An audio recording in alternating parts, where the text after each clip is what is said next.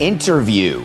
That is the Nothing Personal Word of the Day for Wednesday, October 8th, 2025.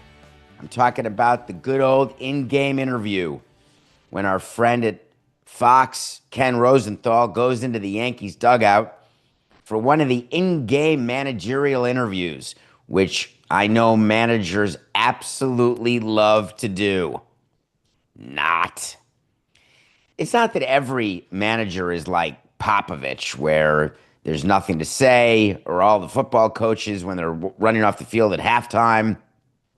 Yeah, we got to do a better job of stopping them on defense and moving the ball in offense, and then they run in with their caprice. The in-game, in-dugout interview is a thing that the broadcasters wanted. It was part of the broadcast deals. You see actual sideline reporters in the dugout during games. Union approved. We get a list before every game who the broadcaster wants to interview and when. We're going to have the AL home manager top four. We're going to have the visiting manager middle five. So we get that list, and then we have to go talk to the manager, let the manager know when there's going to be a dugout, because those are not pre-recorded. Those are happening as the game is going on. They're short in nature. Let's say 2 questions, 30 seconds. Anytime a player is going to be mic'd up, that is given in advance to the team. We're in the clubhouse. You tell the player, hey, they want you to be mic'd up. Players have the right to say they don't want to be mic'd up. Players have the right to say they don't want to do an in-game interview. Even after they're pulled from the game, they're asked to start or do the in-game interview. Some do, some don't. Managers don't have that option. They have to say yes. They are part of their contract with us is they will do these types of media avails. So Aaron Boone has been much maligned by Yankee fans, by the press. His team is down 2-0 on the edge of extinction. They're about to basically be swept by the Blue Jays in the division series. Total despondency. They can't get Vladimir Guerrero out. The Blue Jays are up 6-0, 6-1. The Yankees score 6-3.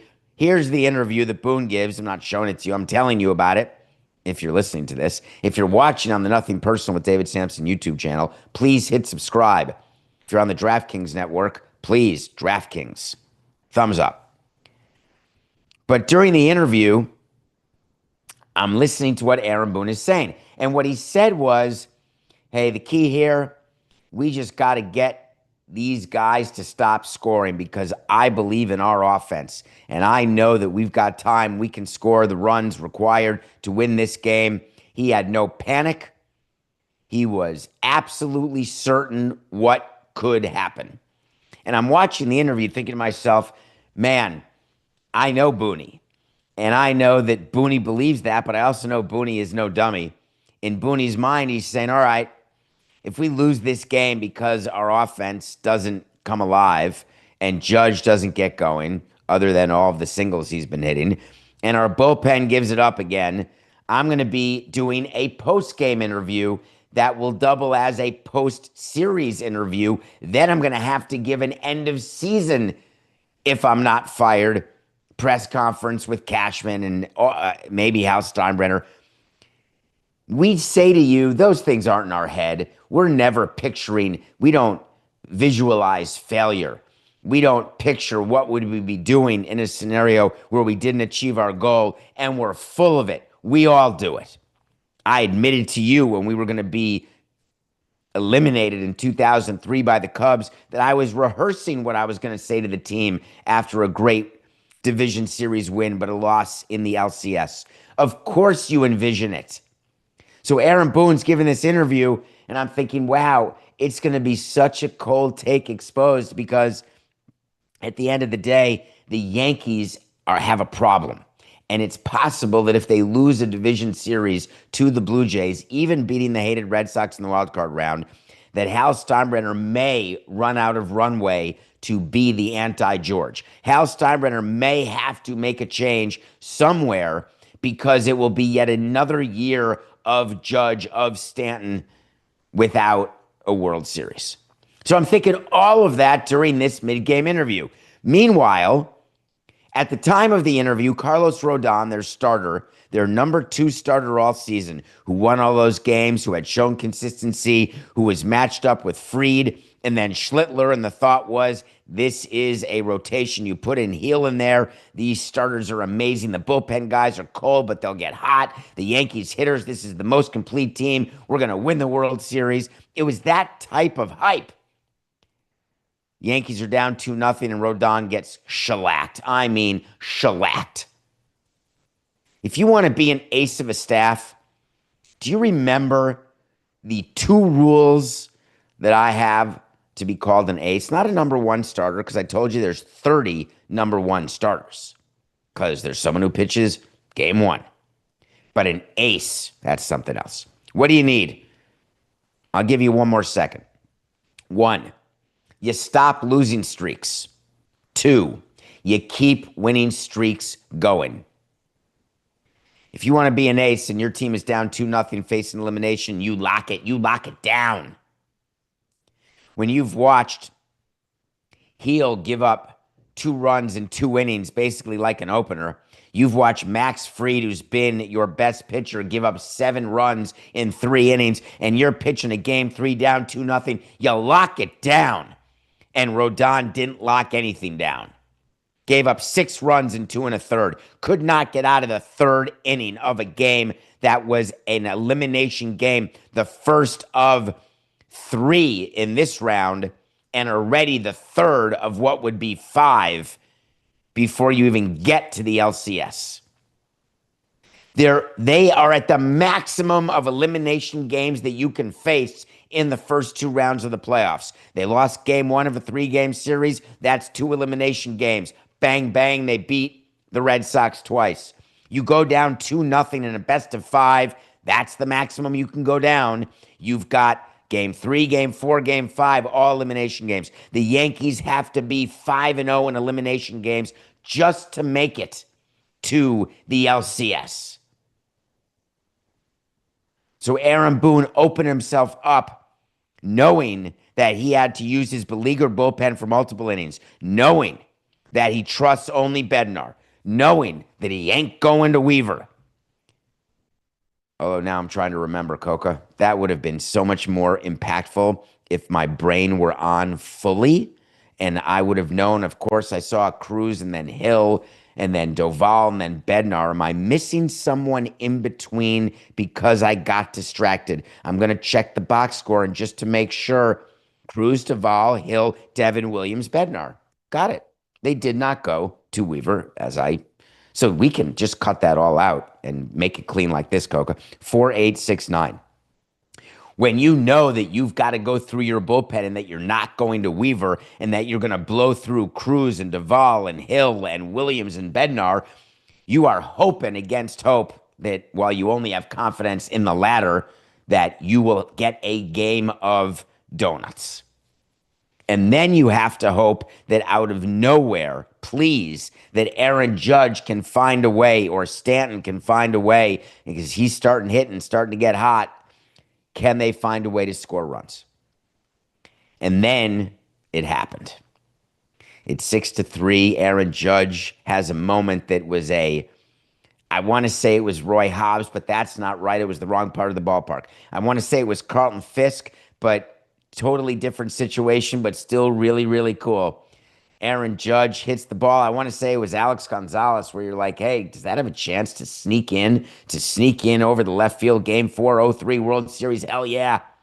Aaron Judge hits the ball. It's up. He's looking. He stands in the box because, hey, I'm done running, man. I'm not running unless that's fair, but that may hook. That may hook. And then it was the doink heard around the burrows. The doink of the ball hitting the fair pole. Yes, that's true. I'm done calling it the foul pole. I hate it. It is not a foul pole in baseball, those big yellow poles. If you hit the pole, it's a fair ball. Don't get me started on the whole we drive on a parkway and park on a driveway. I don't get any of it. I really don't. Maybe we like doing opposite, which is why if something hits that pole, we say, oh, foul pole, fair ball. But if it's foul ball, it makes no sense.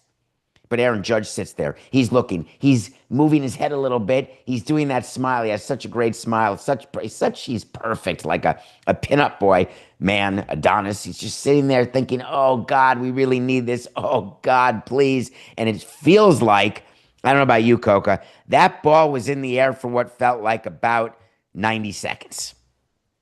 Of course, that is an exaggeration by roughly, I would assume, 87 seconds. But I digress. It doinks it, and we got ourselves a tie game. How many of you thought that once the score was tied, the Yankees were going to win that game?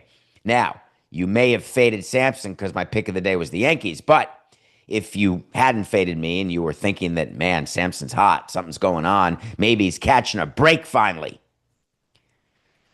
Did you know Toronto was 39-0 this year in any game they led by 5 or more runs? 39-0. They don't give up leads. They do not give up leads. They gave up this lead, and they held on. And then they added when Jazz Chisholm, I was going to say Jasm. That's the amalgam I could call him from now on. Jasm. When Jasm goes deep, what a sweet swing that went 409.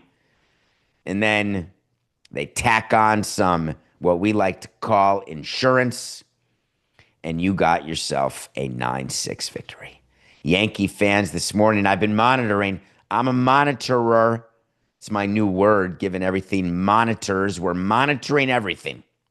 I'm monitoring the people. It's very easy to do. You walk out your building in New York City, you look around, you talk to a couple people on the avenue, you look at people in jerseys. You know when the Yankees lose because the jerseys are sort of unbuttoned. They're walking around, extra drinks, sullen, quiet. When the Yankees are winning, the jerseys are still they're not unbuttoned. The drinks are sort of spilling over, much more noise. If you go to the roof of your building and just listen on the Upper East Side, you can hear when the Yankees score or are doing well. It's like your own private radio without the call or the voice that you crave from your childhood. But Yankee fans were unreasonably irrational after yesterday, and it made me smile because I saw myself in what I used to be as a fan. These Yankee fans, Coca, were walking around like they had just taken a commanding lead in the series that was the World Series. I'm talking about a level of confidence like, oh, that's right, we're down 2-0. We got this win. Don't worry, we got our ace going tomorrow. Sid Finch is taking the mound for the Yankees, and he's obviously had such a great start last game. And the question is, can he back it up with another such game at Yankee Stadium and try to get the pressure on Toronto? Our view of the world is very simple. When you are the Yankees, you come to the ballpark today and you are packed to go to Toronto.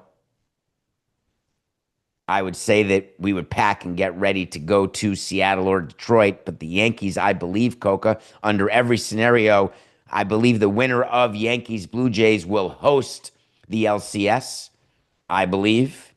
That's another thing that I could check, that were I to be a man of many different talents, I would have known that I was going to wonder about packing of the suitcase. And I would have asked myself, where is game one? And it's by seed, not by record. Which means the Mariners would host.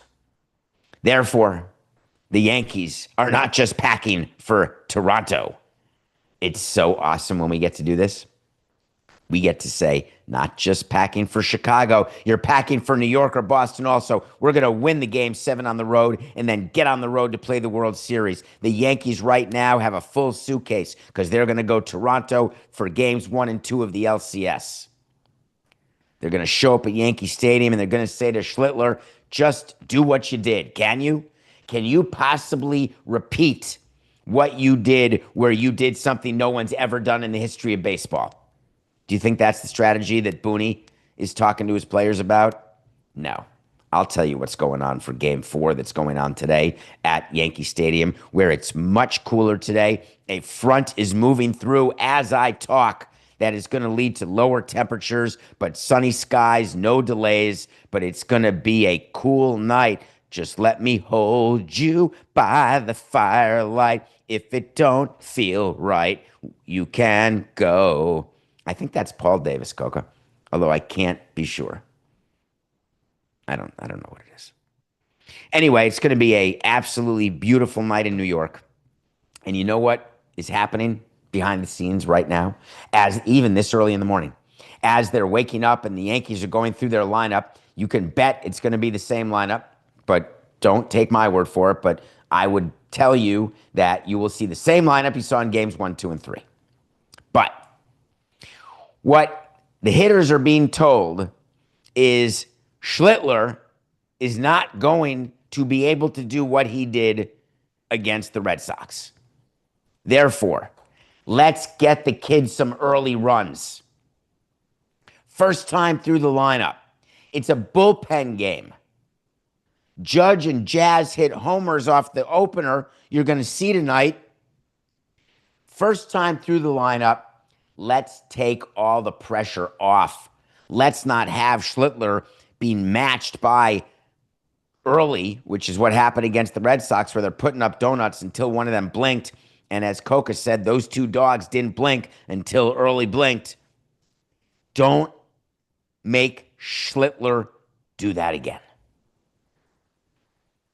And Derek Jeter may be right. Just get that one. Just get that one. Now, it's impossible to come back from 2-0. It happens every once in a blue moon.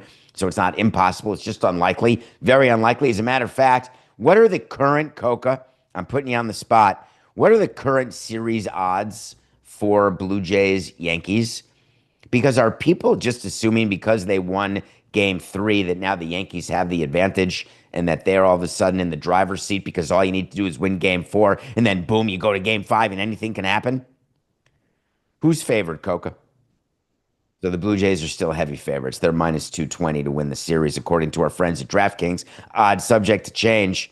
The reason why the Blue Jays are favored by that much is they should be favored by that much because coming back from 0-2 and asking a team to go 5-0 in elimination games in the course of a week, not easy to do. So we'll watch as this game is played. Remember, there are 4 games today. It is the final day of the year with 4 games. We're never seeing it again until opening day next season. So for baseball fans, you've got a 3 o'clock, 5 o'clock, 7 o'clock, and 9 o'clock Eastern game. The Yankees are the 7:08 p.m. Eastern game in New York. That's an hour earlier for you New Yorkers going to the game. Don't crowd the 4 train at the wrong time. So we'll see what happens with Schlittler. Yes, we will. I'm quite excited about that. I want to talk about money. Well, before that, we're going to talk about Tigers Mariners both now and in the second hour. But the Tigers Mariners had a game yesterday, and no one's really talking about it, even though you should be because the Mariners took a 2-1 lead, even though you should be because you're celebrating the nothing personal pick of the day sweep, even though you should be because Raleigh and Suarez hit home runs, and frankly, Coca could give me the stat, which I never asked for, so he doesn't have handy, but I can bet you that in games that Cal Raleigh and Eugenio Suarez hit a home run, I bet you their record is as good as the Yankees' record when Judge and Stanton hit a home run. We'd have to check it. But when you got those guys going deep, when you have the rotation that the Mariners have and it's dialing, and I mean they are dialed in, Logan Gilbert is so nasty. You've never watched him. He's in Seattle. The games are on so late. You're thinking to yourself, God, is it Kirby? Is it Wu? He's not even on the roster. Gilbert, I can't even keep track. Who are these guys? I'll tell you, they're just good. The reason why the Mariners, in my mind, it'll be very interesting if it's Seattle, Toronto, or Seattle Yankees to see where those series odds are and what happens in that series. But if you're sleeping on the Mariners, you're just making a mistake because they're a good team. So the Mariners will get a chance to close out Detroit in Detroit. There was a long rain delay, which caused pretty much an overlap of the game. First pitch was 7 p.m. of the Mariners game last night, Eastern, and first pitch was 8 p.m. I mean, 7:08, whatever, 8:08, whatever. They were an hour apart. It's all that matters. And I chose to really focus on Yankees Blue Jays. I wanted to watch Giancarlo. And so I only saw parts of the Mariners Tigers game. But here's the bottom line. When you look at highlights, condensed games, and do your homework and research, the Mariners are the Mariners. So you better not forget that fact. Now, I do want to talk about the rain delay, but we're going to do it later in the show. But yeah, there was a long rain delay, and we'll talk about what you do during those rain delays. I want to talk about money, Coca. I like talking about money. I like talking about fines and statements and press conferences and apologies. You know that. If I can combine statements, fines, and have it be about Mark Cuban, that's awesome. But Mark Cuban is not going to get fined by the NBA anymore because he's not involved in the NBA anymore. And he's not going to get fined for having whatever his views are with Pablo Torre. Adam Silver could not care less. Literally. But my Mount Rushmore, my number one guy is Jerry Jones. Of course he is. If Jerry Jones is getting fined 250 grand, I'm going to want to get to the bottom of it. If the NFL is looking at Jerry, Mr. Octogenarian, and saying, give me 250K, and Jerry reaches dans son poche and pulls out 250 large and gives it to Raj, I want to know what he's going to say. Because there's one thing I can tell you about octogenarian, really wealthy people, is they like being wealthy and they like spending their money the way they want to spend their money. Mark Cuban has said many times, I'll keep paying fines, don't care. Players say it all the time. There's just multiple people who say, I know what I'm doing wrong. I want to do it wrong. I'll pay the fine. You may be wondering what Jerry Jones did to deserve a $250,000 fine. And if you're watching this on Nothing Personal with David Samson YouTube channel, I'm going to show it to you and I'm going to describe it to those who are listening. This is Jerry Jones on why he is 250 grand poorer today.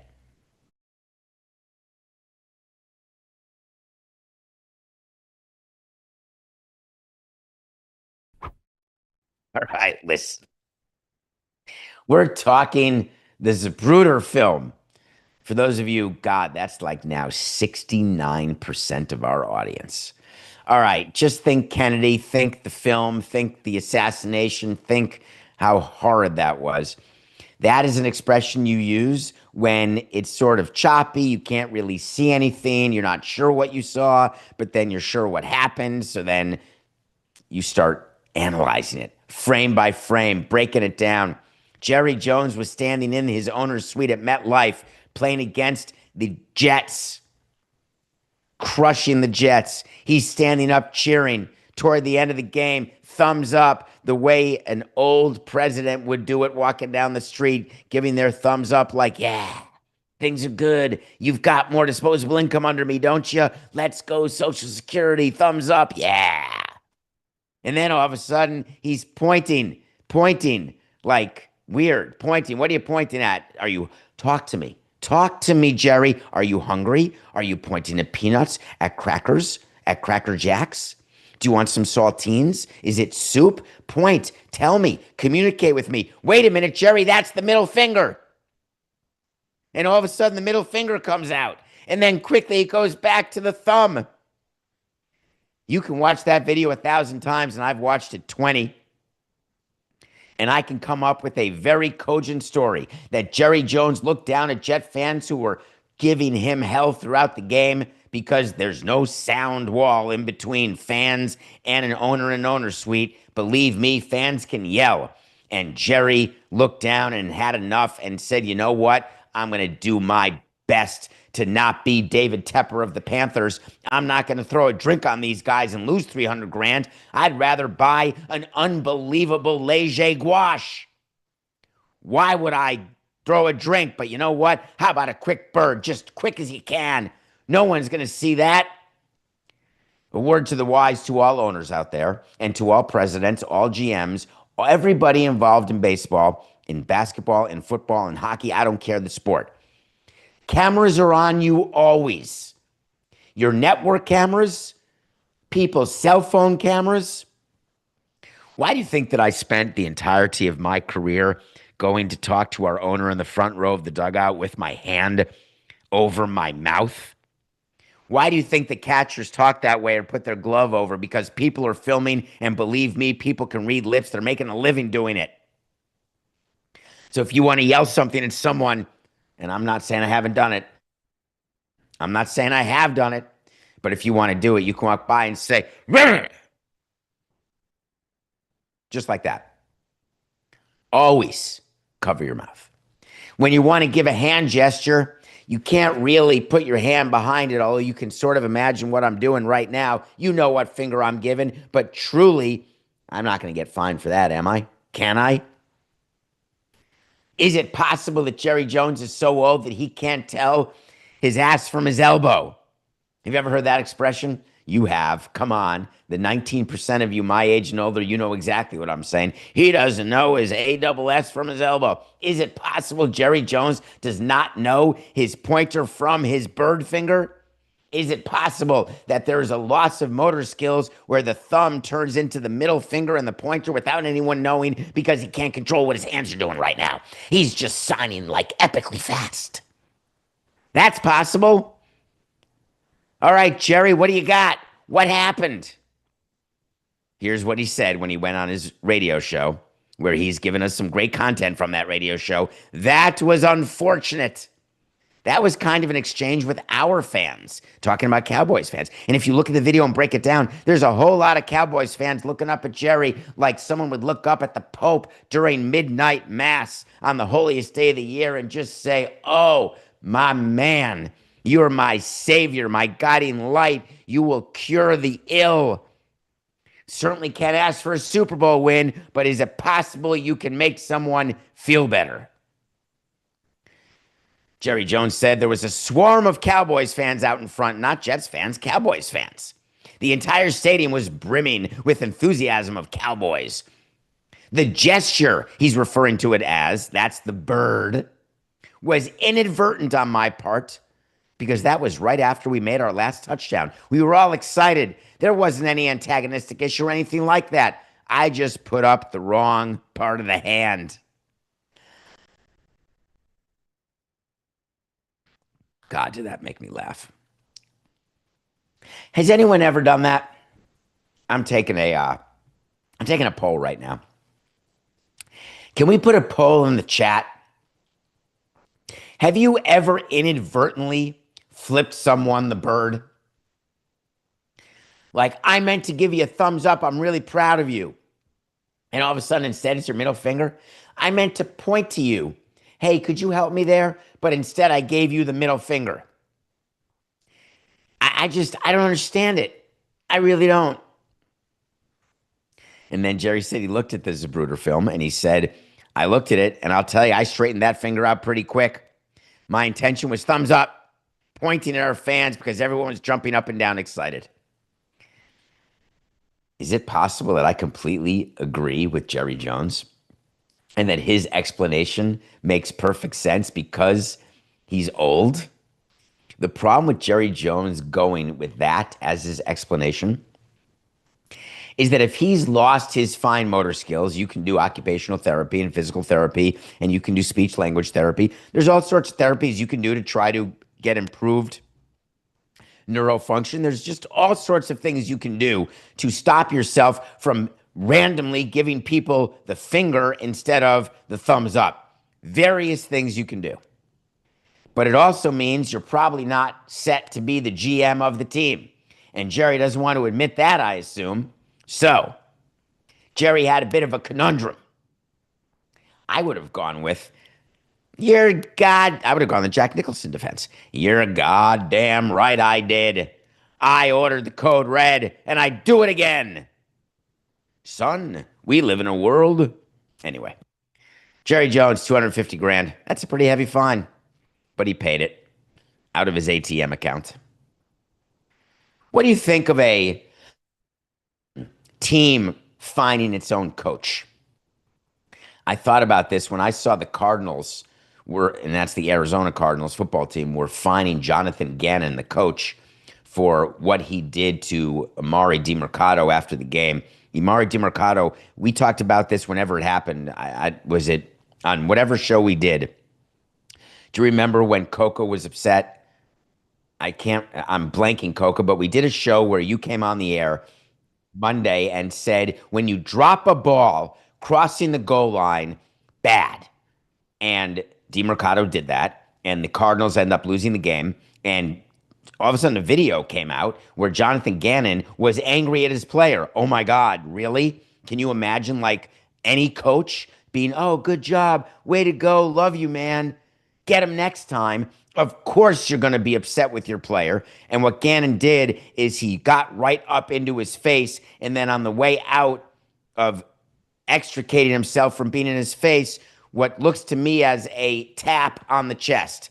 Now, some are saying it was a swing, but it wasn't like a fight in a bar over my girl swing. It was sort of a frustrated, like, do you understand that you're going to lose your job? Do you understand you cost us a game? Because that's not a physical fumble the way Williams did for, God dang it, the Rams fumble to try to beat the Niners right at the end of the game. That stuff happens. The ground ball through the leg, Bellinger having the ball just hit off on trying to catch a ball. Yeah, it hit the heel of the glove. Stuff happens. What Demercado did, that is not anything other than mental, not physical at all. Stupid. And Jonathan Gannon is letting him know that because you have to. Now, all of a sudden, Gannon is on a damn apology tour. Now, all of a sudden, Gannon is fined by his own team $100,000. And he's now having team meetings apologizing, saying, I let the moment of what happened get the better of me there. I don't think he did enough. These players need to be taught. If he did that because of a fumble on 3rd and 4 on the 14-yard line, I'm with you. I want to get into my player and I want to say, dude, love you, man. Don't do that again. I hope. And I'm going to tap you on the chest. I mean, maybe even Bruce Arians style, a little boop on the head. But I'm going to let it be known, love you.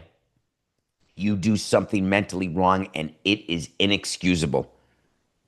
You don't know which base to throw to. You don't know the outs. You don't know the situation. That is mental. You let a ball go through your legs, that's the game. I get it. What did you think of what Demercado did? That is not part of the game. What Gannon did, are we now in a society where everyone is so on edge because of lawsuits and there's all sorts of terrible things going on in front offices? The Cardinals, everyone's being investigated left, right, and center. You think the Cardinals said to themselves, man, we better find Jonathan Gannon. We got no choice here. It looks like he aggressively smacked a player, and we can't have that. Has anyone ever played on an organized sports team? I am not sitting here saying, let's physically abuse players. Stop it.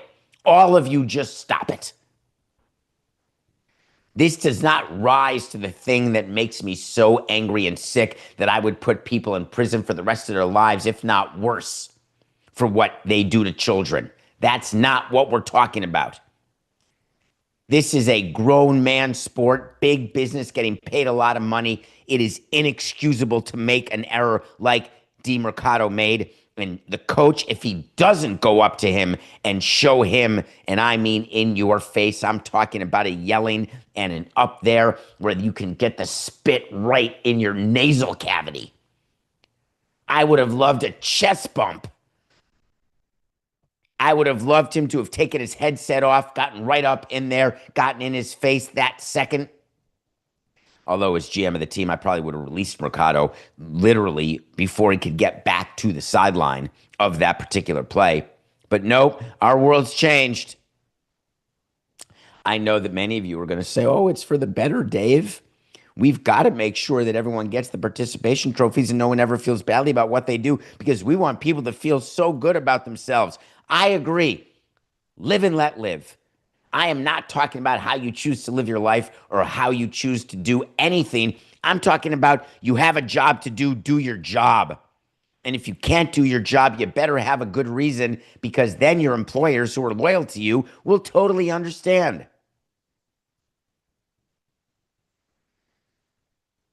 Coca on Friday when we do our show is going to have this on his list. I just know it because Coca can't be. There's no way that Coca comes out against me on this.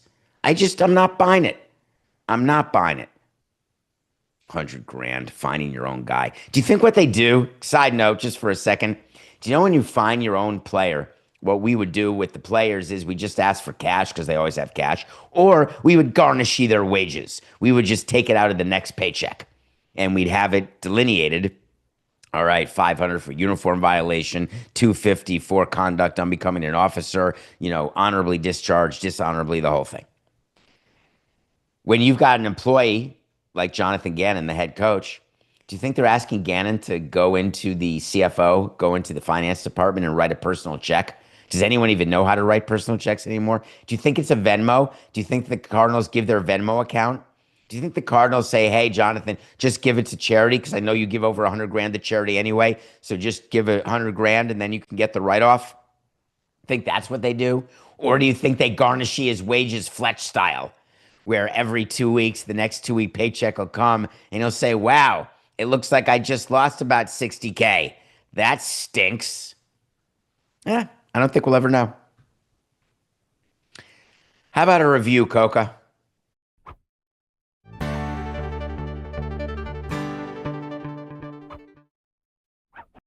I am on some kind of roll right now. This is again, audience. You told me to watch It's Never Over, Jeff Buckley. I have to admit something because I'm never going to lie to you. I may withhold some details from time to time, but I'm never going to lie to you. I'd never heard of Jeff Buckley. Can you imagine? Jeff Buckley was sort of in the prime of my musical education. And I don't know how in life things can happen that way. There was no social media. There was no nothing. But I just had never heard of the guy. So when you told me to watch it, I'm always good for a documentary. I love music. I love stories. I didn't realize where this one was going. You sort of get context clues when the subject of the documentary is not really interviewed except what looks like in footage. And then all of the new people look super older than the people when there was footage that's being shown of the subject of the documentary. I was thinking to myself, something bad happened here. And of course, your first thought, music, rock star, 27 years old. That's the age where all these people seem to. Anyway, so I was just assuming drug overdose.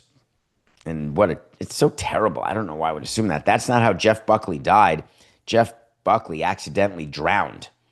And Jeff Buckley is a musician who had this process and had this music and had this following, this sort of cult following that continues to grow. He has the most beautiful version that I sing and I had in my Apple Music library that is on my marathon playlist, Coca, is the song Hallelujah sung the Jeff Buckley version. I never focused on it. It's the most unbelievable thing how life is. And now I look at it, I'm like, I've looked at his name 1,000 times, more than 1,000 times with all the training that I used to do that I'm not doing anymore, that I need to start doing again because all of a sudden I'm having a hard time seeing anything. It's a great documentary. It's his process. It's his music. It's his story that ends, but then how his story gets rediscovered and recreated. And I don't mean the AI stuff. I don't mean that at all. It's a great documentary. Please watch It's Never Over, Jeff Buckley.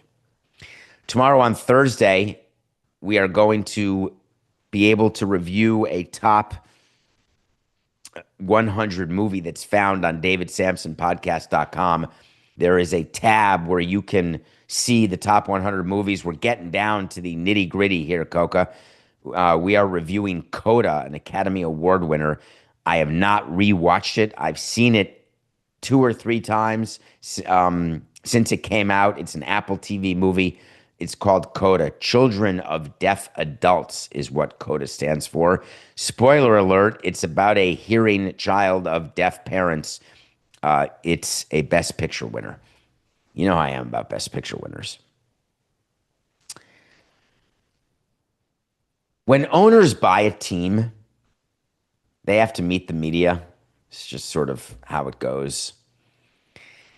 It happened in Tampa yesterday. One of my favorite days of a life of an owner. When a new owner takes the microphone and says, hello, I am going from no one knows who the heck I am, but I'm rich. And now you all know who I am because I get a microphone. And all I do is say that I'm going to talk Patrick Zalupski. Do you know me? You don't? Guess what? I want to do a press conference. Holy crikes. There's 100 people here with 50 cameras. This is awesome.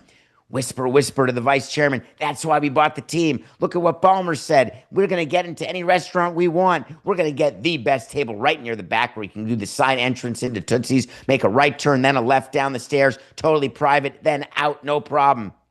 And don't you worry, we're going to get into Burns whenever we want.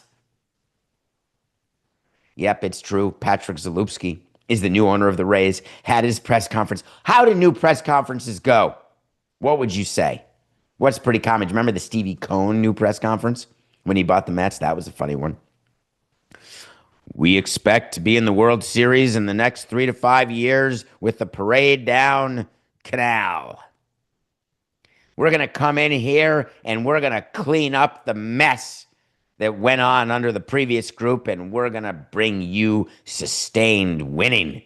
You can go one of two ways. Depends on what team you're buying. Depends on who you're replacing.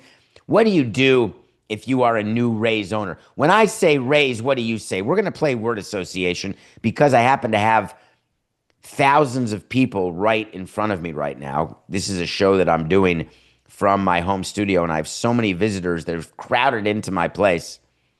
Hello, hello, hello, hello. Hi. What do you think? What do you think as a Rays owner? Which way do you got to go? What's your view of the Rays?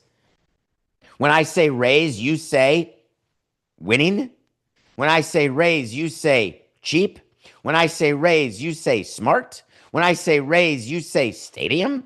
When I say Rays, you say Yankees. When I say Rays, you say St. Petersburg. What do you say? What's your word? Well, when you're practicing for your first ever press conference as owner of a team, you get up there and you got to decide for yourself, what direction am I going to go? And what do you think Zalupski did? Bless his heart. I'm loving the guy, loving him. He went right with, I'm going to let the baseball people handle everything baseball related. That's always good. The PR people come in and say, hey, Patrick, here's an idea. You don't know anything about anything. You're super rich. Now you're an owner of a team. Your baseline is $1.7 billion. We got major business to do if you're going to have any sort of rate of return for all of your myriad investors. And by the way, here's the page, Bugs Bunny style, of the investors. So why don't we let the baseball people be the baseball people? Because they're so good, like the third best number of wins since 2008. These guys are on it. All right, I can say that. Later on, we'll find out his toes were crossed or fingers were crossed, and like all 29 owners, he is going to be like all of them. Of course, he's not going to let Neander and Cash and the baseball operations team do their job independently. Don't be ridiculous. All right, we're done with that. Next, what should we talk about? Because they're such a good baseball team. What do you think they're going to ask about? Stadium. Hell yeah.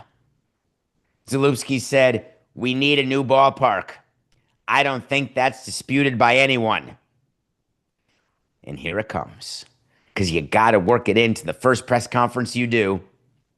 We want to build a sustainable championship team. We're confident we can be successful in Tampa Bay.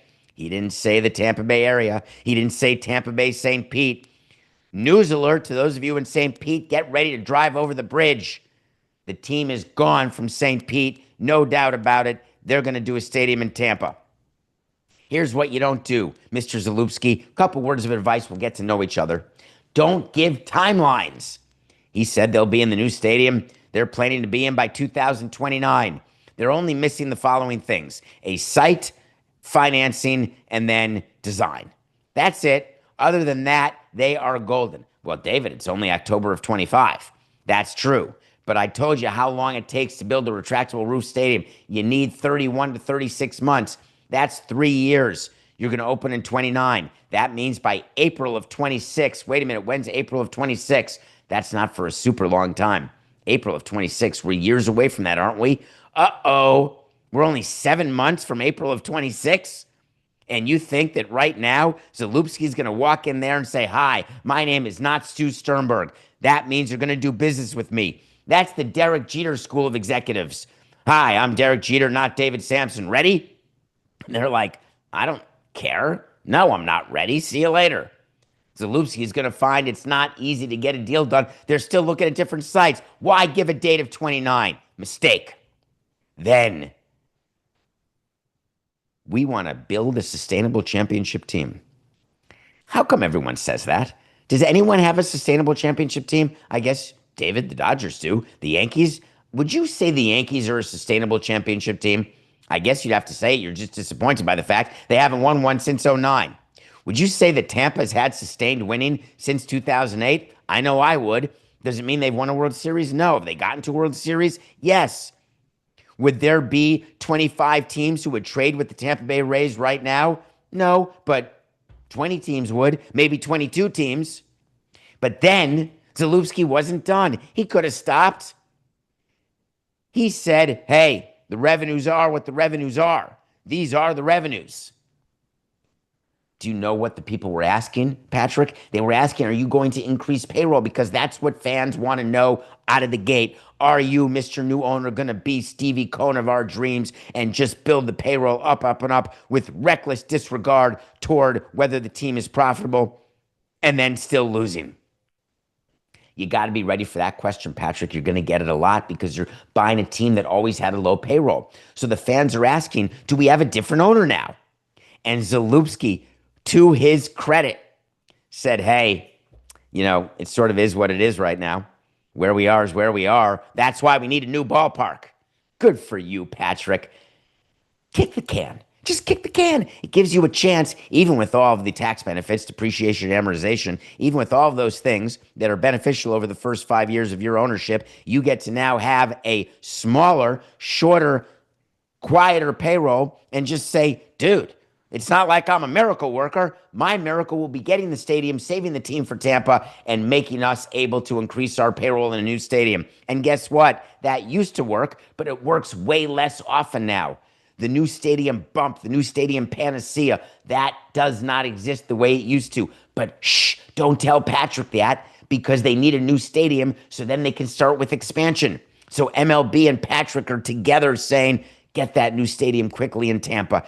Tell everybody the payroll is going to go up once the new stadium starts. Here's a spoiler alert. They're going to have to send new stadium projections to baseball to approve before the new stadium opens. So everyone's going to know how high the payroll is going to go, what exactly is the plan. We're going to have way more time to talk about it, way more time. But what fascinates me about that press conference, and what I know fascinates you, is that once you do one as a new owner, all of a sudden, we're going to keep hearing from them. And when you keep hearing from owners who all of a sudden realize, uh-oh, this was not as easy as I thought it would be, that's where the beauty is. That's where the fun is. That's where our show resides. And you know what? We get to do another hour today because it's a day that ends with Y. We'll be right back after the break.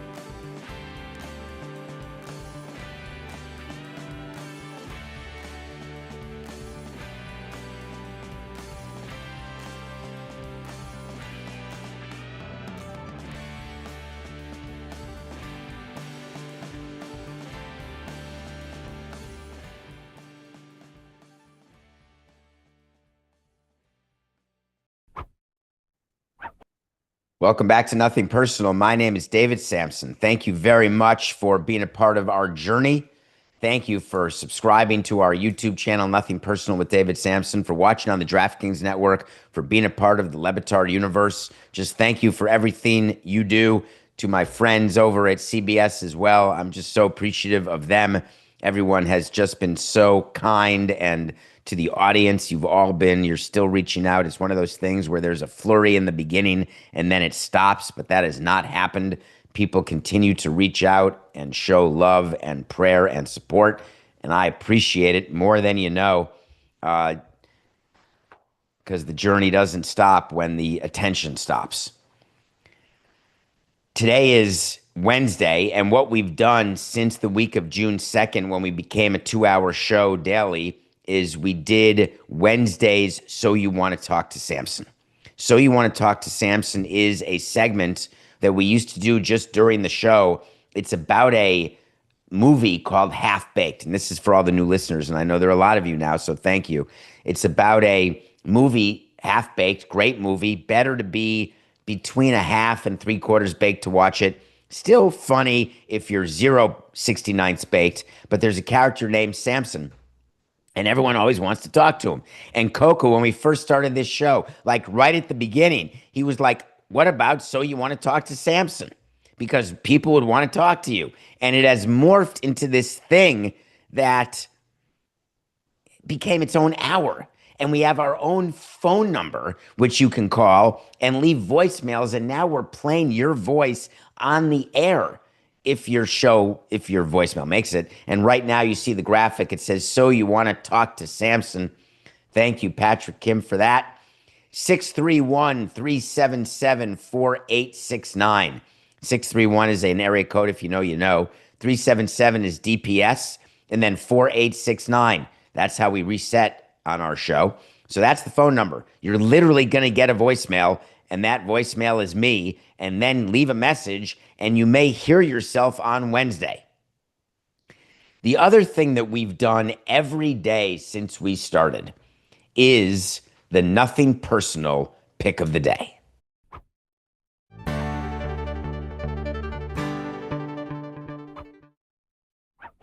Thought it would make sense. Let's make picks every day. Let's figure out a game, tell people what we're doing, and then make the play, see how we do.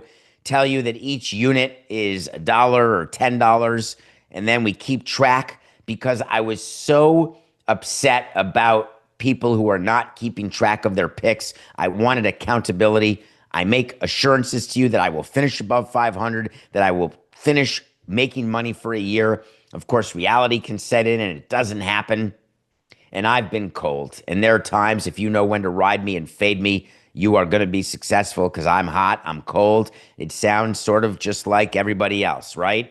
Well, I don't have any sort of machine that tells me what to pick. I've got my head, my heart, my brain. I've got my feelings. I've got life, brother.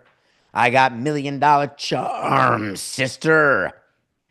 How many of you know that's from Hair? How many of you? Coca? Jack? Do you know that Hair is a musical on Broadway? The first time that I may have seen anyway, whatever. So I had 2 games yesterday after a cold streak. So I assume that you took the Jays to sweep the Yankees, and I assume you took Flaherty and the Tigers to take a 2-1 lead in their series with the Mariners. You picked the wrong day to fade me, baby, because the Yankees ended up winning, even with Rodon being so crappy. And the Mariners and Gilbert just pitched a gem, and Flaherty was not flawless. And all of a sudden, we're 127 and 128. We're back to 1 game under. And today is the day. It's time for recovery for everyone around me, for all of you. Today, we've got 4 games, 4 baseball games. It makes me so excited for the day that starting at 3:08, you can sit there until midnight and just look at games. You're going to need 2 screens because there's overlap, because the games are 3, 5, 7, 9. Maybe there can be some rain delays, but I don't think so. I checked the weather. Weather looks good. It looks good in New York. It looks good in Detroit. I never have to check the weather in LA, because what do you think the weather's going to be like in LA? And what about the Brewers? The Brewers except the games in Chicago. I guess we got to check Chicago weather. I did not check that, Coca. 4 games. I'm looking at 2 of them. Do you remember I told you that I thought that the Yankees would make the ALCS by beating the Blue Jays? Because I thought the starting pitching would work out. And I thought that the hitting would be enough to cover up for the bullpen's inconsistencies. And then all of a sudden, we've got this Schlittler guy, and he's minus 182 against a Blue Jays team that it's a bullpen game. That number is way too much, Coca. Way too much. I'm slightly panicked about it. So it's not a 5-star pick, but it is a pick of the day. I'm taking the Yankees over the Blue Jays because I can't have the Yankees winning the series and have the Blue Jays winning today because then the Yankees don't win the series. So then what? What am I, hedging? Come on. The second pick is the Brewers. I'm sorry. I love you, Chicago. You know I do, but let's go, Brewers. Just sweep right now, and you're going to host the National League Championship Series. You would host the Dodgers, make the Dodgers come to you, or make whatever. I mean, whatever. Make the Phillies come to you. But however it's going to work, if the Phillies can come back from down 2-0, which seems unlikely, but I'd like to believe that'll be a series. The thought of the Dodgers sweeping the Phillies is beyond comprehension, though it's going to be so good for content when we have John Middleton take the microphone and saying, oh my God, we can't win the big one. We're going to get, it's like going to be hours of content. But that said, if you're the Brewers, you need to line up your pitching for the LCS. You do not want to extend this series at all. Trust me, the Brewers need to get this game over the Cubs, and they're going to get it. And they're only plus 102, Coca. And are you sleeping on Priester? He's good. So Brewers plus 102, Yankees minus 182. Those are the nothing personal picks of the day. Now, it's Wednesday. It's time. Play it, Coca. You know what I want? I want to talk to Samson. So you want to talk to Samson. Let's get right into it. Right now, give me a voicemail, Coca. Hey, Samson. This is Ethan from Omaha. Been listening for a couple months now. I was wondering what your opinions were this shift in expanding the playoffs in all sports. You see it in college football. You've seen it with NFL. You're seeing it even with college basketball. You're seeing it with baseball. Do you think at some point it will ever get to where the regular season gets devalued and leagues will stop adding more playoff games? Or do you think there will never be a time where it doesn't make sense to add more playoff games in the sense that the regular season gets devalued and those games aren't as important in the overall sport? Do you think it'll ever devalue the game? Thank you. I appreciate that. That's a good one. Is there a chance that you, and I don't know if you're going to listen to this show, that's the thing. If you call in and leave a voicemail, you got to listen Wednesday, second hour, because you never know if you're going to hear your own voice. So quick question. I got the whole devalue part. Did you listen to the Rob Manfred interview before the Phillies game the other day? Because it sounds like you may have. Rob Manfred did a interview where he talked about MLB playoffs.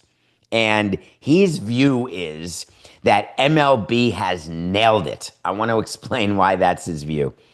So MLB right now, they're up to 3 wild card teams. So there's 3 division winners in each league, 3 wild card teams, that's 6. 6 in the American League, 6 in the National League. 2 of the teams get a first round bye. So you've got 2 wild card series, which are 2 out of 3 games. Then you get 2 division series rounds that are 3 out of 5. Then you get 1 championship round, like the semifinals, that's 4 out of 7. Then you get 1 finals called the World Series, that's 4 out of 7. You've got a situation where multiple teams are in it at the trade deadline, which is on July 31st in baseball. Makes it exciting. Teams want to buy, which is what every fan base wants. You've got multiple teams competitive in September, which allows you to keep attendance growing and give you PR announcements that show we're over 70 million in league-wide attendance, growing for the third consecutive year for the first time since 2017. You get to do all sorts of announcements and spin it. All of the PR reasons why the commissioner would say things are going well right now as we head into the later stages of October, the second half of the month. We're only on the 8th, but we're sort of late early right now, and we're going to be sort of in the middle once the LCS starts. But why do you think the commissioner talked to you about how right it was to have 12 playoff teams? That he felt that it was just the perfect Goldilocks combination. It's not because he actually thinks that. I'm sorry. I just know it's not. It's because of collective bargaining. Because one of the big issues with collective bargaining is going to be expansion. It's going to be realignment. It's going to be an adjustment to the playoffs, an adjustment to the league structure. There's going to be so many things that are part of collective bargaining. You can't just expand the playoffs without bargaining it. Players don't get paid for the playoffs. Their salaries for 162 regular season games. If MLB wants to lower the number of regular season games to 154 and players are going to come back with, we still want to get paid the same as though we were playing 162, then Major League Baseball says, well, wait a minute, then we want to expand the playoffs and not give you any higher share of playoff money. Give, take, negotiate, dollars being fungible. I told you once, please hear me out. From here on in, for the next at least year, everything Rob Manfred says is collective bargaining related. He is no fool. He is surrounded by brilliance. They know exactly where they're going, how they're going to get there. You think that they're sitting around in October of 2025 with the CBA expiring in 14 months and they're saying, yeah, we'll worry about it after. I'm really focused on whether Jerry Jones flipped the bird at a fan. No. They are locked in and dialed into collective bargaining. So baseball, you may think, perfect. Nope, needs tweaking. What about the other sports you bring up? Can there be too much playoffs? I call your attention to my good friend John Skipper, the co-founder of Meadowlark Media, the very platform that you see me here today associated with. John Skipper would have you say, no such thing. I can't even do his drawl. Can I do his drawl? I certainly can't do Lorne Michaels, but can I do a drawl like does Skipper talk like that? I don't think he talks like that. My lips are too pursed. No, that's a different accent. Is it? Oh, I sound like an old guy when I'm talking like that. Maybe like a Billy Crystal in Running Scared. That's not it either. I can't do anything. John Skipper would tell you, playoffs, give me more playoffs right now. He would pay money for more playoffs. As a matter of fact, the NCAA tournament itself, we did a whole segment. They're looking at adding to the NCAA men's basketball tournament, making it like 76 teams coming up this March. Why? Next March, whenever it would be. Why? Why do you think? Because that's what people want to watch, and that's what the broadcasters are going to pay for. All the millions of people watching the wild card round.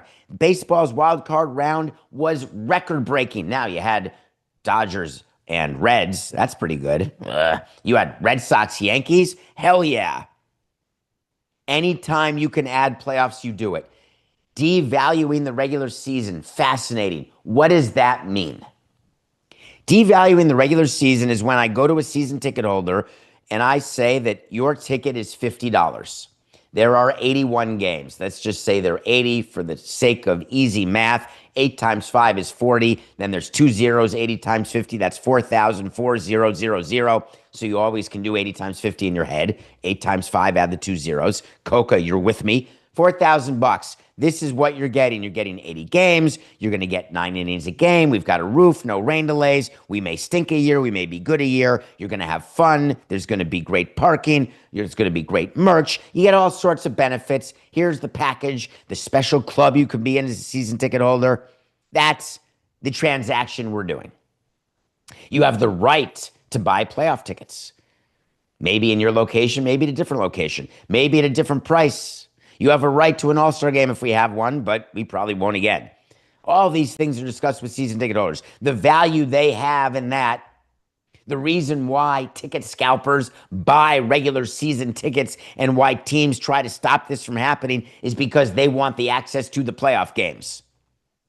The access to the big games, not to the crappy midweek games. MLB would like to reduce the number of regular season games right now, but they're not going to argue that it's devalued by expanded playoffs because it's a great run of regular season games. Much like football would say, listen, wild card weekend, way more fun than random week 8, but there's only 9 home games. There's scarcity, lack of supply. You love it, don't you? What about hockey?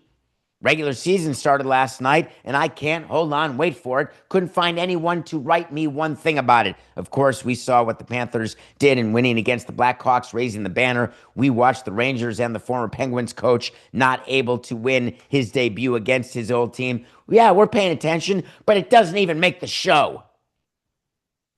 But come Stanley Cup playoff time, you can bet that we're talking about it just about every day because playoff hockey, there's nothing like it. Regular season hockey, 81 games, 80 games, 84 games. They expanded, they contracted. You know what? Don't care. It is so much a sport-by-sport decision, but what they're all doing is they're all figuring out how to maximize the money. And the money, my friend, is maximized during playoff time. Okay. What do you got, Coca? Do you have another voicemail, please? Hey, David. Jim from Atlanta. I have a question about playoff roster construction, and specifically what you would do with a player like Rhys Hoskins, who started for the Brewers for much of the year, but fell off due to injury and Andrew Vaughn coming in and crushing it. What are the expectations for him around the clubhouse? Is he coming to the remaining games, or is he just watching the rest of the games from home? Thanks. That's a very interesting question that you're asking. I'm just taking notes because I want to make sure I address both of those things. Playoff roster construction is a fascinating process that you go through. You have access to your 40-man roster. There's some ways that you can trade in and out off the roster after the deadline of July 31st and August 31st when you have to submit your final roster. There are examples where you can trade out for injury, but it's got to be by position, etc. It can't be because of performance. But forgetting all that, you build your roster. You've got bullpen arms. You've got high leverage guys, late inning guys, middle relief guys, mop up guys, long relief guys, the 10-run guys, we call them. Hey, you're up 10, you're down 10. We're putting this guy in. He's got a rubber arm. We need rubber arm guys. They can go back to back 50 pitches 2 days in a row. And they're not highly invested in, and you don't care if their arm blows out.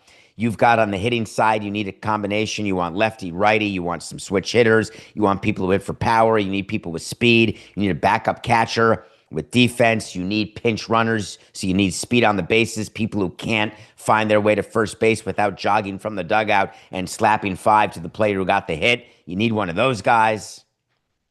So you're putting together your roster, and you realize that you've got to submit a playoff roster that only has 26 of the guys on it, and you're feeling like, uh-oh, that doesn't seem like enough. I'm not covered in every situation.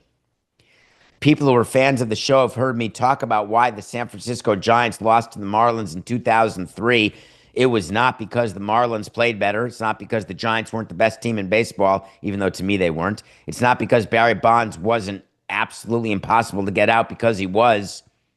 The reason the Giants lost to the Marlins, go back and look at the division series in 2003, it was playoff roster construction. The whole end of the series with Pudge Rodriguez holding the ball in his hand, having tagged out the runner to end the game on a series ending 7-2. Left fielder Conine to Pudge Rodriguez catcher, is that the runner trying to score on the base hit off of what would have been a blown save by our newly acquired closer, Ugueth Urbina, was the playoff roster construction because JT Snow, there was nobody to pinch run for him. And he is as slow as I am.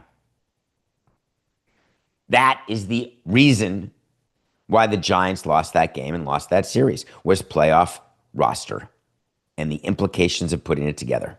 You may just think that it takes a second. Do you know when you're in September and you're within 5 games that I always talk to you on the business side that what it means is we can send out playoff invoices. We can charge people for playoff games all the way through the World Series, get the money into the account, use that money to pay bills, and then if we don't make the playoffs, have that money roll over to next season tickets or make it virtually impossible to get a refund. Yes. But did you also know that we're working on the playoff roster? We are working on different, using our scouts, our advanced scouts, our pro scouts. If we play this team, if we play that team, we're going through all the different possibilities in both leagues, even imagining playing in the World Series, and we're putting together a playoff roster. And you put together your 40-man roster based on your playoff roster because you got time to do it before the deadline of August 31st. It sounds insane, but yes, it happens. Now, what happens to people not on the playoff roster? Did you happen to notice Max Scherzer on the bench? I don't know if you did or not. I'll bet you $1 he's there, and he's not on the roster right now. Here's how the conversation goes when there is a player who would have expected to be on the roster who's not on the roster. You call him in.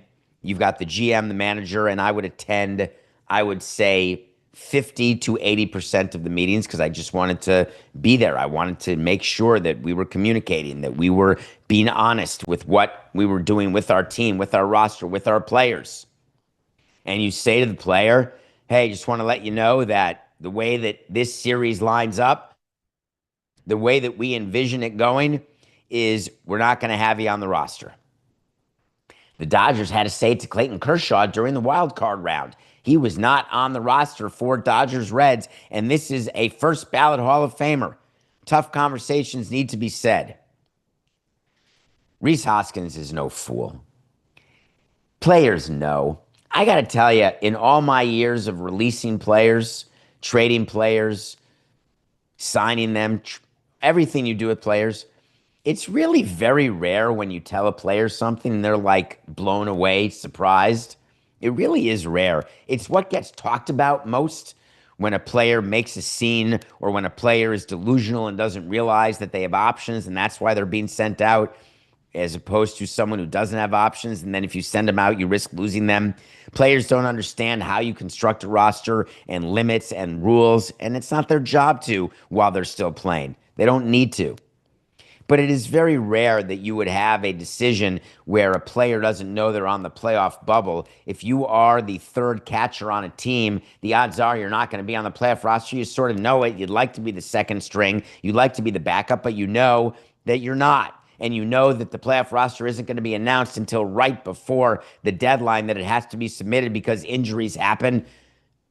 Do you know when we had to set our playoff roster? This is a true story.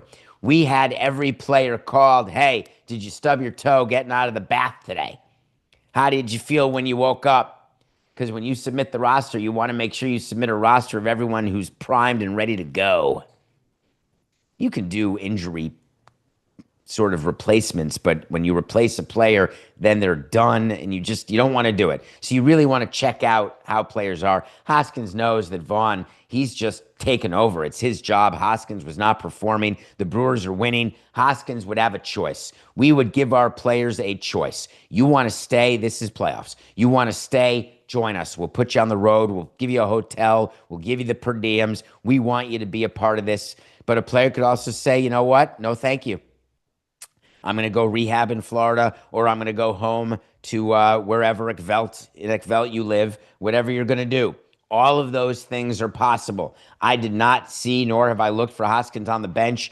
The best chance to do is when they pan the bench after a home run and there's a celebration. I just haven't seen it.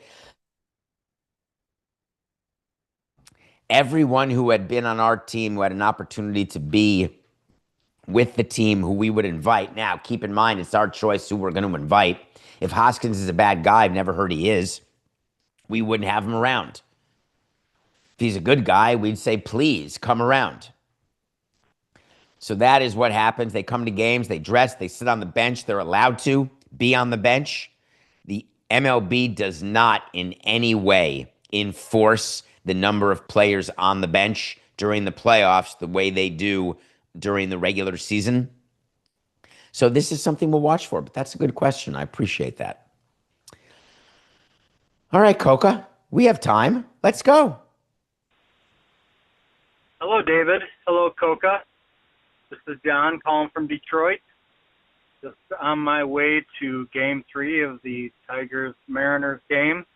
It's raining here with a high chance of more rain until 4 o'clock right up to game time. Curious what's going on behind the scenes right now between the Tigers, the Mariners, and the MLB office. Talked about it some, but particularly with an early playoff game, what's going on right now with pushing it back and everything. Thanks for everything. Thinking about you. Take care. Thank you, John. That is a awfully prescient voicemail. Spoiler alert to all of you who like hearing your voice on the show. If you ask a question like that on something that happens Tuesday night, there's a really good chance that it's going to be in the show Wednesday, because it's like the 2 birds, 1 stone situation, where now I get to get your voice on the show and I get to talk about something that needs to be talked about. How big a violation is it, Coca, if I read direct texting that I did with someone about this? It's probably too big a violation, so I'm not going to do it exactly, but I'm going to be really close. Hey, I'm trying to make my plans. Is the game starting soon? Response from the person in charge. Still raining. Oi, I'm sorry. Response, can't control the weather. That's not Bud Selig talking. Former Commissioner Bud Selig, you're going to laugh at this at 91, Bud. I know you are. I know you're going to remember back in 2003 when you were angry about the rain delay in Game 4 of the World Series like it was our fault, or Game 3 of the World Series like it was our fault back in Florida. Yeah, we don't have a weatherman on staff. No, we don't have a roof either. Yeah, what do you want me to do, Bud? Make it stop raining, David. Okay, I'm right on it. And by the way, side note, all these years later, if I had the chance and the power to stop the rain, I would use my power completely differently and stop something else. Rain during a game wouldn't even make my top 1,000 things that I would use my power for. Not even my top 1,000. As a matter of fact, Coca, that's wrong. It wouldn't make my top infinity. So what's going on? When's the game going to start? Are you thinking of not playing? Nope. Alternative stinks. Next comment? Anything? 7 p.m. first pitch. So I was following it, is the bottom line, because I wanted to know exactly how much time I could spend where I was and how much time I could focus on other things that I had to take care of yesterday, trying to watch as much of the games as I could so we could have fun doing a show together today. And I wouldn't get yelled at by Coca for not being properly prepared, which he's right to yell at me because it's an outrage if I'm not properly prepared, because you deserve at least that. So during the regular season, when there is a rain situation, it is the responsibility of the home team to decide whether there's a rain delay, when the game's going to start again. And as the home team, the team president, the GM, you're meeting with the umpires, you're meeting with the opposing team's manager and GM, you're meeting with your own manager and GM, and you're talking through how much do we want the delay? Do we want to think about banging the game? How's the health of our pitching? How's the health of their pitching? We're doing a bunch of strategy. We're looking at the radar. We're trying to figure out, is there a window? Could we play? What's happening here? When we make a decision of what we want to do, we call the league office. We say, hey, we're not going to get the game in. We call our broadcaster, not going to get the game in. We then have to go speak to the players and say, we're banging this game. We call them the player rep, who's the union rep, the leader of the team, not the captain, not the leader of the team, the person who's assigned to be the union rep. Some are better than others. Some are really, really good. TK, you know that. AM, you know that. And we say, hey, you got a choice here. We can do a doubleheader the day after tomorrow, or we can play the game on an off day in September. Every single damn time the players say September. It's like going to a child and saying, hey, you can do your homework now or you can do it in 3 months. What would you rather do? Oh, 3 months. And then 3 months comes and you're like, wait a minute. You're telling me I have to do the homework from 3 months ago? Yeah, you didn't do it then. Well, I have homework now. I know, that's the frickin' point. You've got stuff now, and now you've got extra stuff now. And by the way, it's September. We're out of the race. You're despondent. Or we're in the race, and now we're going to be tired, and you're sacrificing our arms. Let's just play it now. So often the player reps would say, just blow it off, which is what we all do. Blow it off, and then all of a sudden the future, which is so far away, becomes like now. Now. So all of that's going on. But if the game where rain is happening is the final game of a series, the umpires are in charge. If it's the final game between the two teams that is scheduled, the umpires are in charge. So you got to go to the umpire and you say, hey, it's David, home team. Come on, man. Come on, we got to hang in. We need the gate. Let's play. We can play. Hi, I'm David. I work for the Braves. Let's start the game at 11 o'clock. No problem. We are not refunding this. Let's go. There are all sorts of different ways. Hi, it's David with the Marlins. Bang it. Let's bang it. Let's go. I'm tired of sitting here in this rain delay. Let these 14 people go home. Let them go home. All different strategies, all different thoughts. But playoff time, John, playoff time, we are merely messengers. MLB is completely in charge. MLB runs the show for playoff games, and I mean the whole show. They want a delay. They coordinate when the first pitch is. They're in contact with the broadcasters. They're in contact with both teams equally. All we do is introduce them to our weather people, to our grounds crew. MLB has people assigned to every game. There are people from the commissioner's office who are at every playoff game, and they are, quote unquote, running the game, in charge of the game. So every decision made last night is made by someone in MLB. Why did they want to make sure that game got in? Well, have you ever flown from Detroit to Seattle? I'm just throwing it out there. Have you ever by chance? If they hadn't gotten that game in, are you also familiar with what it would have done to the calendar? Now, you don't have to say you are, because maybe you're not. But what they would have done is today, Wednesday, they would have played, because there's no doubleheaders in the playoffs, so they would have played the game 3, which is great. But that means that Thursday, which is an off day for the American League, the Mariners and Tigers would have had to play a game 4. Then it means they'd have to fly with no days off to go back to Seattle from Detroit and play in a game 5 if there's a game 5. So it is critical that that game got played yesterday. And MLB knows it, and that means the Tigers and Hinch knew it. That means the Mariners, Wilson, the whole team, everyone knew they were going to wait. Also, you look at the radar. You're like, hey, it's a 4 o'clock first pitch, but this isn't happening. They know they didn't get told about the rain delay at 3:57. They saw on the radar that there was an open window. The front was going to move through, and it looked like the rain would stop by around 6 or 6:30, and that they would have a 7 o'clock first pitch. Boom, 7 o'clock first pitch. We're done. It's done. And by the way, it worked out. Now, do the fans know? Do the fans know? Do the players know? They do. And they're playing games in the clubhouse. They play cards. We have to get extra food in the clubhouse, so we'll bring in stuff that's extra because we want the players eating, but not too much. Some players would want like fast food, and we don't really want them doing that. We have certain things that we want players to do. We want pitchers to do certain things during rain delays. So there's like a plan of what players are doing and staff. It's a whole thing. I appreciate that you asked that. All right, what's next? Hey, David, it's Dean from Tampa. So I think a lot of times we as fans hear about payroll. You talk a lot on this show about the different sources of revenue. So whether it be gate revenue from the tickets, or whether it be from merchandise or broadcasting deals. We also hear a lot about the valuations of these teams, either when they sell or the speculative valuations.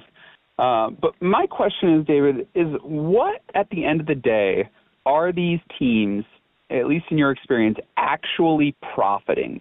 After all expenses, after all the sources of revenue are factored in, at the end of the day, what amount of money are these teams actually taking home and these owners actually putting in their pocket? I'm sure it ranges a lot, but if you could give us some more insight on that, I think that's something that a lot of fans would find valuable. Thank you. Love you guys. Keep it up. Coca, shout out to you as always. See you guys. Do you like that, Coca, when you get the shout outs? I like that. All right, Dean from Tampa, are you Jeff Passan, his doppelganger? I would hope you're not. I would assume you're not. I've had this argument for, I don't know, 2 decades. This is a business question about teams' actual profit. And there is no line in the financials that says actual profit. The line you have operating income, you can have net operating income, you can have available cash. That's a good line. That's always a positive line. You could have cash available after operations. You can have EBITDA, but that's earnings before all sorts of things. So that's really a meaningless thing to have. But people talk about EBITDA like it makes them sound smart, but I don't care about EBITDA. Public company can talk about earnings per share. That's a good one because that means so much to you, doesn't it?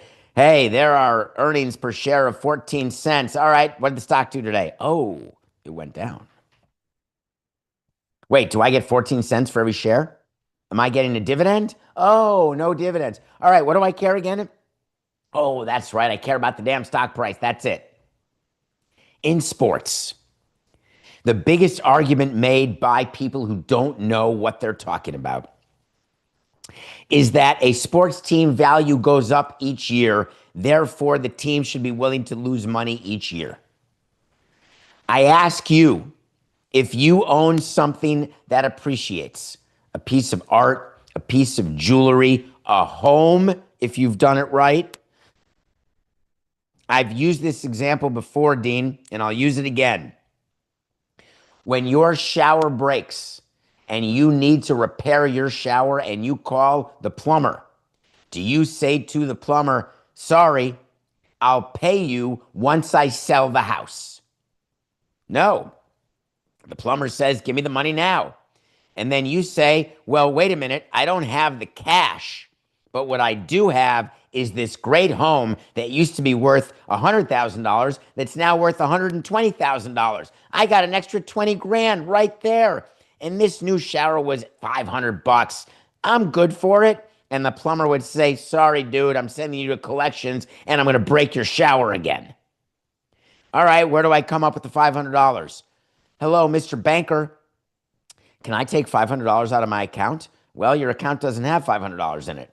Yeah, but look I have a house that's worth 120 grand. I'm sorry, that's very nice and everything, but you don't have $500 in your account. Okay, can I borrow the $500? Well, now we're talking.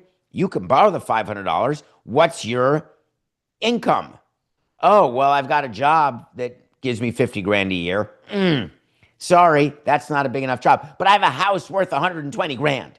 Thank you. That's really super nice of you. But we need actual annual income to pay us back, knowing that every year you're going to make money. I want to see your employment deal. I want to see where you work. I want to see, are you at will? Are you not? What you've made the last 5 years. Give me your tax returns. If you wouldn't mind spreading your legs, all these things. I just want to pay the plumber. And I've got a house worth 120 grand. No one cares. What does it mean? It means that just because your team has gone up in value, if you've got expenses to run the team, the only way to pay for those are from the operation of the team. Oh, but David, these are rich billionaires. Why can't they take money from other businesses? Why can't they take money away from the other assets they have and use it to fund this asset? You're right. That is true. When you want to fix your shower, you can go to something else that you own and say, hey, I'll sell my high school varsity letter jacket. That should raise the money to fix the shower. I've had it for a long time, and I used to be so hugely popular and handsome, and I was the king of the prom, and now I can't fix my shower. But don't you worry, someone will want that on eBay. I'll pay you then, plumber. Think about that. You can't make someone do that. You can't ask your team owner to take money from a different business because he runs Walmart or owns Chick-fil-A and use that to pay for players that the operation cannot sustain just because teams, in theory, appreciate over time. That is not your right to demand. It's not your right to ask or expect. Period. The valuations of teams that are done by U.S. News, that are done by all of these, by Sportico. Everyone's got a list of the valuations. All of it is absolute poppycock. And the reason it is that in sports, teams are only worth what someone's willing to pay for them. Teams are worth what someone's willing to pay for them. The Marlins were never worth 1.2. The Tampa Bay Rays are not worth 1.7. The Dodgers are not worth $10 billion. What was the latest transaction? Mark Walter, what did he buy? What did he buy? The Lakers. The Lakers at a valuation of 8, 10, 6, 12. I'll tell you, it is a major concern when people start paying these valuations based on the fact that you are hoping that the rise continues in team valuations. Soon it will be imperative for teams to operate profitably. In the NFL, way more teams operate profitably. Like in the NFL, there's about 32 teams that operate profitably. My first time in baseball, and you can check it, 2000, first owners meeting, they pull up on the board every team's financials. And I'm looking at that, and I'm listening to Bud Selig saying, you guys are a bunch of idiots. Look at how much money all of you lose. What is wrong with you? It's not sustainable. We're going to run out of credit. We're going to be a disgrace to our bankers. We're going to go out of business. There was a time back in the early 2000s, I kid you not, there were 20 teams losing money at a minimum, and the teams that were making money were making a pittance, like a pittance. There was no team saying, oh, I'm making $40 million in cash, putting it in my pocket, buying a yacht, buying a Picasso, buying something. No. These teams, these baseball teams were not. It is way too expensive to operate a baseball team, and we didn't have enough nationally generated revenue. There was not enough revenue sharing. There was simply not enough to make the teams profitable. But everyone's like, no, that can't be true. Do you know the number of times that we were violating the debt service rule every year in baseball? And the number of teams who violate the debt service rule? Do you know what the debt service rule is? Because the union didn't when they allowed for it, that's for sure. The debt service rule was put in by Bud Selig and Rob Manfred and Dan Hallam in a fit of brilliance. The debt service rule is a rule that the union has approved that is codified in the collective bargaining agreement that says there is a limit. I didn't hear you, Coke. I'm sorry. Did you say anything? Okay. That there is a limit to the amount of debt a team can have. And it is based on the profitability of the team. So if you lose money, the formula and the agreement says you're not allowed to have a certain level of debt. We always had more than that amount of debt, and we always lost money. We were always in violation of the debt service rule, and we always got in trouble for it every year. The Marlins were the least of the issues. The union thought they were a big issue, but no, the big issue is if a team has a high payroll and is losing money, then you want to be able to curtail that high payroll. It like serves as a fake luxury tax threshold, this debt service rule. So if the Mets lose money operationally, which they do, I promise you, Steve Cohen cannot have a certain amount of debt. There's a bunch of carve-outs. There's a bunch of rules involved. But suffice it to say, the time will come when Steve Cohen will be told, you got to pay down debt, and he'll write a check. But not every owner can. So the rule is put in place purposefully to limit payrolls and to make the industry healthy. So when you ask how many teams actually profit, NFL, all of them. NBA, a goodly number. Let's say out of 30 teams in the NBA, 32 teams in the NBA, more than half. And that's not anecdotal. MLB, it has gotten better, but it is by no means 2/3 of the teams are profitable annually. Not even close. Not even close. The majority of teams are break even to a loss, and it is a bad way to run a business, I promise you. Thank you for that question. All right, to end this hour, there's also a way to reach us, Coca, with an email. You can email at davidsamsonpodcast.com, or you can also go on to our website, davidsamsonpodcast.com, or Twitter, David P. Samson, and direct message. And we'll read them from time to time. Dear David, what would LeBron get paid for the second decision? Is it more or less than Kawhi Leonard? Oh, that's funny. Were you surprised? Thank you. You didn't think I'd let it pass with LeBron James' second decision. Didn't we have a wait to see that LeBron James is going to retire and announce it? Nah. It was an ad for Hennessy. LeBron James sat there and did a decision that he's made a decision about an alcohol. Oh my God, it was awesome. I was sitting there watching saying, I cannot get over what you just did. We're idiots. Do you remember the people who bought tickets to the Jazz game? Coco, we didn't follow up on it. What's the get-in price right now for the Jazz-Laker game where everyone was spending all their money after the tease of this decision? Do you remember the get-in price went so high, Coca? Can we bet $1 that the get-in price is lower today than it was yesterday at this time? Can we look at that, Coca? Is there a way to see it quickly before the show ends? If not, I can address it again tomorrow maybe. But those poor people got totally screwed. But you know what? It's their own fault. If you actually, it's what? Those people, you want to know how people end up getting poor? Those people who bought tickets to the Jazz-Lakers game yesterday thinking, oh, we got this nailed, baby. The tickets have lost value. They're down 50% because he was doing a damn alcohol ad. How can you be LeBron James and that irresponsible? I get it. You get paid. And no, you're asking me, did he make more than Kawhi Leonard? No chance, toilet pants. LeBron James did not get $28 million, and he did a whole commercial. And it's LeBron James. Promise you he didn't get $28 million for that. Kawhi has a way better management team. Way better than King LeBron has. But I think if you're LeBron, I think it's too much, don't you?